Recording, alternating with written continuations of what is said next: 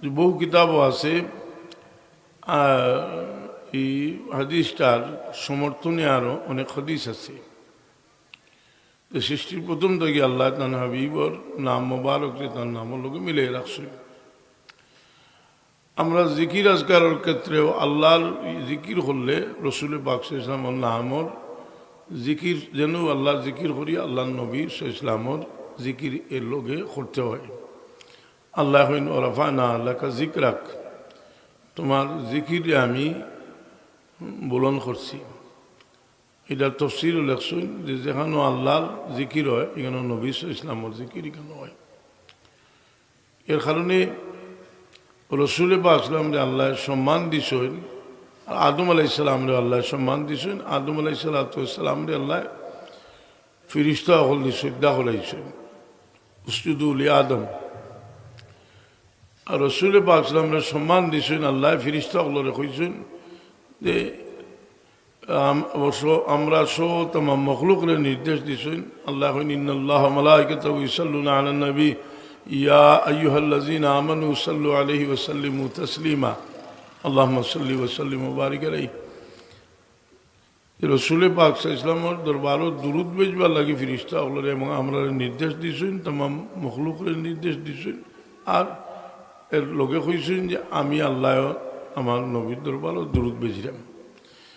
ইমাম সাখাওয়ি সহ হাফিজ হাদিস অনেক হাফিজ হাদিসে এই আয়াত সম্পর্কে লেখছেন যে আদম আলাইসালামরে আল্লাহ শ্রদ্ধা করার নির্দেশ দিয়া ফিরিস্তা হলরে যে সম্মান দান করছিল তার চেয়ে বহুত বেশি সম্মান আল্লাহ নবী ইসলামরে দিয়েছেন, যেহেতু আল্লাহ কইছেন যে আমি নিজেও তোমরা লোকে শরিক আছি। এ কথা আমার নিজের নাই। ইমাম সাখাওয়ি রহমতুল্লাহ আলহি, ইবনে কাইয়িম রহমতুল্লাহ আলহি সহ বহুত হাফিজে হাদিস সকলে কিতাব লেখছে। আর আল্লাহ তান একটা জরুরি দায়িত্ব যে আল্লাহ তান হাবিবর শাহনুর রিসালাতুল মাহফিল করুন। যে শাহনুর রিসালাতুল মাহফিল যে আল্লাহ যে দুরুদ বেজইন তান হাবিব ইসলামর শানু ইন্নাল্লাহা ওয়া মালাইকাতাহু ইউসাল্লুনা আলান নবী, আল্লাহ দুরুদ বেজইন। এই দুরুদ বেজার অর্থ কিতা? এটার অর্থ ইমাম বুখারী রহমতুল্লাহ আলাইহি এটার তফসির লেখছেন বুখারী শরীফও যে সালাতুল্লাহি সানাউহু ইনদা মালাইকাতিহি, আল্লাহর দুরুদ বেজার অর্থ হইল আল্লাহ ফিরিস্তাগুলোর সামনে তান হাবিবর তারিফ করুন। আর ইবনে হাজার আসকালানী রহমতুল্লাহ আলাইহি ফাথুল বারী কিতাব লেখছেন এই তফসিরটা হইল সবচেয়ে শক্তিশালী তফসির যে আল্লাহ ফিরিস্তাগুলোর সামনে তান হাবিবর তারিফ করুন। আর আল্লাহ কইছেন যে সবসময় করি ইউসাল্লুনা আলান নবী, এই নবীর উম্মত আমরা, যার কারণে আমরা দুরূদ শরীফ আমরা না জানার কারণে অনেক সময় দুরূদ শরীফ পড়ি না। আমরা আজানোর দোয়ার আগে দুরূদ শরীফ পড়তাম। আমরা মসজিদও আমার এবার যে দোয়া পড়ি দোয়ার আগে দুরূদ শরীফ পড়তাম। আমরা মসজিদ থেকে বারোইবার সময় যে দোয়া পড়ি দোয়ার আগে দুরূদ শরীফ পড়তাম। আমরা যে কোনো দোয়ার আগে দুরূদ শরীফ, মাঝখানো শেষও দুরূদ শরীফ পড়তাম। আমরা মক্কা শরীফ গেলে হজরে আসদ চুমা খাইবার আগে দুরূদ শরীফ পড়িয়া বাদে দোয়া পড়তাম। সোফা মারোয়া দৌড়াইতে দুরূদ শরীফ পড়িয়া দোয়া করতাম। সকাল সন্ধ্যা দুরূদ শরীফ পড়তাম। যখন রসুল পাক নামের নাম আমরা সামনে আইব আমরা দুরূদ শরীফ পড়তাম।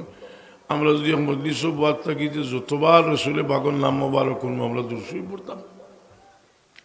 আজকে এখনো বলছেন যে কোনো আলিমে যদি রসুল্লাহ হইতে আপনি কিতা কইবা সাল্লাল্লাহু আলাইহি ওয়াসাল্লাম, না কইলে ক্ষতি কিতে হইব। রসুল পাক নাম বলবেন আল বখিলু ইনদামান যুকিরতু লাম ইউসাল্লি আলাইয়া, যার সামনে আমার নাম উচ্চারিত হইল আর দুরূদ পড়ল না এ বখিল। আল বখিলু আদুউল্লাহ। এই দুরূদ শরীফ বড় গুরুত্বপূর্ণ। আমি এটি একটা আমলি কথা আমরা কইতাম চাইলাম। আমরা সকাল বিকাল কিছু তসবিহ তহলিল পড়ি, প্রত্যেক সকাল বিকালও তসবির লোকে দুরূদ শরীফের পরিমাণ রাখুন। যে আমরা হযরত সাহেব কিবলায় কইছিলা যে রোজ অন্তত 200 বার দুরূদ শরীফ পড়িও। আমরা যদি সকালে 100 বার দুরূদ শরীফ পড়ি, হাদিস শরীফ আইছে আমরা দিন করে 100টা হাজত আল্লাহ পুরা করিয়া দিবা, 30টা দুনিয়ার 70টা আখিরাতে লাগি রইব। বিকালে আবার 100 বার দুরূদ যদি পড়ি দিয়ে আল্লাহ রাত করে 100টা হাজত পুরা করিয়া দিবা, 30টা দুনিয়ার আর 70টা আখেরাত লাগি দুরূদ শরীফ পরিমাণ পড়ুন যায়। দুরূদ শরীফ আমরা রে কোনো আমল আল্লাহর কাছে গোছাইতে হইলে দুরূদ শরীফ লাগে, যে কোনো আমল গোছাইতে হইলে, এমনকি নমাজ। এই নমাজ যে দুরূদ শরীফ আছে, নমাজের দুরূদ শরীফ লগে সালাতো লগে সালাম নাই। আমরা আল্লাহুম্মা সাল্লি আলা আল্লাহুম্মা বারিক আলা পড়ি, দুইটার মধ্যে সালাত আছে, সালাম নাই। এর কারণে এখানে নাই বলে আত্তাহিয়াতুর মধ্যে সালাম আছে। আমরা আত্তাহিয়াত যে সালাম দিই, এই সালামটা আমরা সরাসরি রসুলে বাকলাম যে দিই। কেউ এতরাজ করলে কই যে ফতোয়ার কিতাবগুলো আছে যে আমরা এই যে সালাম দিই, এই সালামটা মেরাজের কোনো বর্ণনা নাই, এই সালামটা আমরা দিই আমরার পক্ষ থেকে দিই। কিন্তু কোনো দেওবন্দি আলিমেও এটা এতরাজ করার কিছু নেই। তার সবচেয়ে নির্ভরযোগ্য ফতোয়ার কিতাব যেটা হাসানুল ফতোয়া কিতাব, একটা প্রশ্ন আনছেন যে সালামটা আমরা কিভাবে দিই। আমরা মেরাজও আল্লাহর নবী গেছলা যে আল্লাহর সম্মান জানাইছেন আত্তাহিয়াতু লিল্লাহি ওয়া সালাওয়াতু তাইয়্যিবাতু, আর আল্লাহর সম্মান জানাইছেন আসসালামু আলাইকা আইয়ুহান নবী ওয়া রাহমাতুল্লাহি ওয়া বারাকাতুহু। হাসানুল ফতোয়া কিতাব আনছেন যে আল্লাহ যে সম্মান জানাইছেন, এই সম্মানটা আল্লাহ যে সালাম দিয়েছেন ওটার বর্ণনা দেই না আমরার পক্ষ থেকে নবী পাক সাল্লাল্লাহু আলাইহি ওয়াসাল্লাম সালাম দিই। উত্তর দিয়েছেন যে আমরার পক্ষ থেকে ডাইরেক্ট সালাম দিই। আবার প্রশ্ন আনছেন যে আমরা যে ডাইরেক্ট সালাম দেই রসুলের পাক তো উপস্থিত নাই। উত্তর দিয়েছেন যে কোনো সমস্যা নাই, ফিরিস্তা আল্লাহ সালাম পৌঁছাই দিন। খুব সুবহানাল্লাহ। আমরা যে মিলাদ শরীফে হই ইয়া নবী সালাম আলাইকা, ইয়া রাসূল সালাম আলাইকা, ইয়া হাবিব সালাম আলাইকা, সালাওয়াতুল্লাহ। ফিরিস্তা আল্লাহ পৌঁছাই দিন। আল্লাহ তান হাবিব ইসলামর এই খাদিমর কতখান শক্তি, রুহানি শক্তি দিছেন। হুজুরে পাক ইসলামে ফরমাইরা যে আমার উফাতর বাদে আল্লাহ আমার কবরে একজন ফিরিস্তা মতো করে দিবা, জান রে কুল আলমর দুরুদ ভরনে আল্লাহ দুরুদর আওয়াজ শুনবার ক্ষমতা দিবা। সুবহানাল্লাহ। এই দুরুদ শুনিয়া আমার কাছে ফসাইবা যে ইয়া রাসূলুল্লাহ আপনার উম্মত অমুকর ছেলে অমুকে আপনার দরবারে দুরুদুল হাদিয়া বেচছে।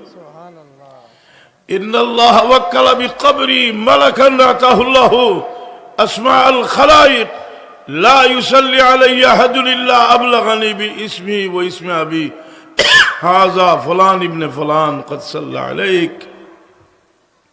এই হাদিসটা কোন মাফর হাদিস? আলবানী সাহেব তকরির করিয়া লেখছেন হাসান দরজার হাদিস, অর্থাৎ সহি হাদিস। সুবহানাল্লাহ। দরবারে রিসালাতর এক খাদিম ফিরিস্তারে আল্লাহ কুল কায়নাতর দুরুদ পড়নে আল্লাহ দুরুদের আওয়াজ শুনবার ক্ষমতা দিয়েছেন। সুবহানাল্লাহ।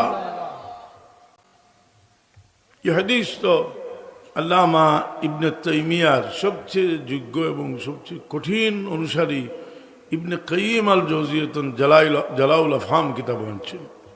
ইমাম সাগাউই রহমতুল্লাহ আলাইহি কুলুল বদি কিতাব আনছেন। ইন্নাল্লাহ ওয়াক্কালা বিকবরি মালাকান আতাহুল্লাহু আসমাআল খালাইক লা ইউসাল্লি আলাইহি আহাদুন ইল্লা আবলাগানি বিইসমি ওয়া ইসমি আবি হাযা ফুলান ইবনে ফুলান ক্বাদ সাল্লা আলাইক। দুরূদ শরীফ রোজা পরিমাণ সকাল বিকাল পড়ুন যে আল্লাহ তৌফিক দিতে আসবে। আমিন।